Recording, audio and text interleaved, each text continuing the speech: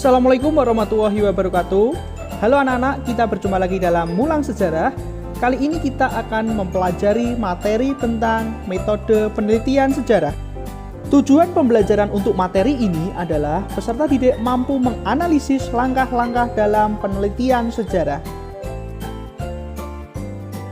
Sebelum masuk ke materi pembelajaran, mari kita pahami peta konsep berikut.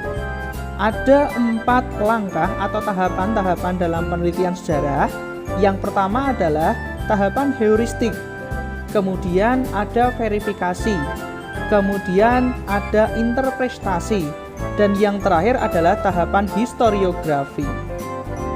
Sebelum membahas lebih lanjut, maka mari kita pahami definisi dari metode penelitian sejarah. Metode adalah serangkaian langkah atau prosedur yang ditempuh oleh sejarawan dalam menguji dan menganalisis secara kritis terhadap rekaman atau peninggalan masa lampau agar bisa menyajikan data-data yang akurat untuk disajikan.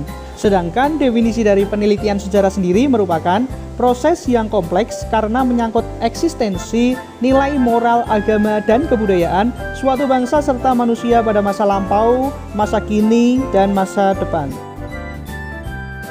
Nah, sekarang mari kita pelajari langkah-langkah dalam penelitian sejarah satu persatu. Tapi sebelum masuk ke dalam langkah-langkah penelitian sejarah, maka seorang sejarawan harus menentukan topik penelitian. Topik penelitian ini tujuannya adalah agar dalam melakukan pencarian sumber-sumber sejarah dapat terarah dan tepat sasaran. Kemudian dalam pemilihan topik juga harus ada beberapa hal yang harus diperhatikan, yaitu kedekatan emosional dan kedekatan intelektual terhadap topik yang dipilih. Setelah ditemukan topik penelitian, maka tahapan berikutnya yang harus dilakukan oleh seorang peneliti yaitu tahapan heuristik.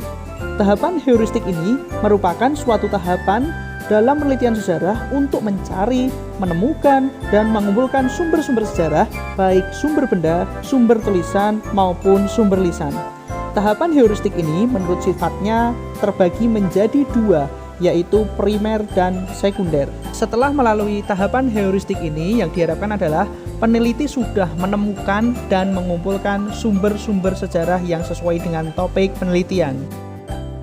Kemudian sumber yang sudah didapat melalui tahapan heuristik, maka masuk ke tahapan yang kedua, yaitu verifikasi. Verifikasi merupakan kegiatan memeriksa, mengoreksi, serta menilai sumber-sumber sejarah yang telah dikumpulkan sehingga bisa dipisahkan mana yang merupakan sumber penting dan mana yang bukan.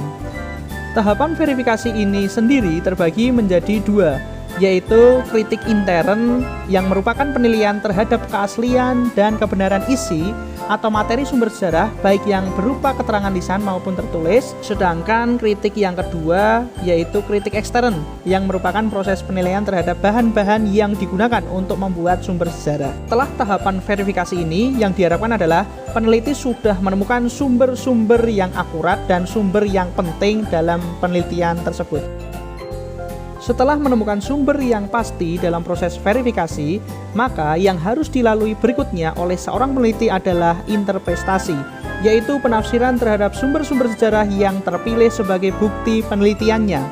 Kemudian ada beberapa hal yang harus diperhatikan dalam tahapan ini, yaitu penafsiran sejarah harus bersifat logis terhadap keseluruhan konteks peristiwa. Kemudian penelitian sejarah bersifat ilmiah dan interpretasinya menggunakan teori dari ilmu-ilmu sosial.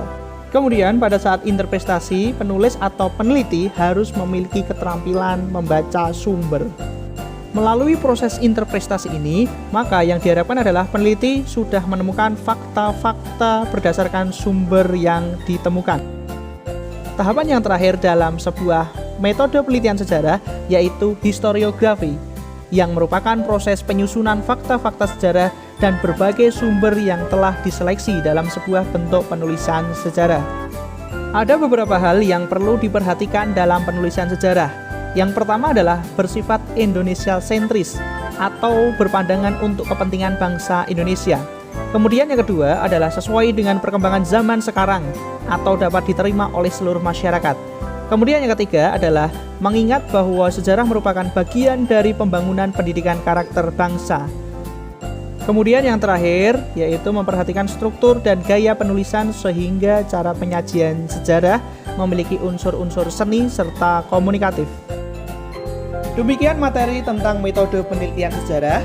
Untuk penjelasan lebih lanjut, silahkan kalian bisa membaca materi pada buku paket atau diperkaya lagi melalui sumber internet. Selamat belajar dan tetap semangat ya. Wassalamualaikum warahmatullahi wabarakatuh.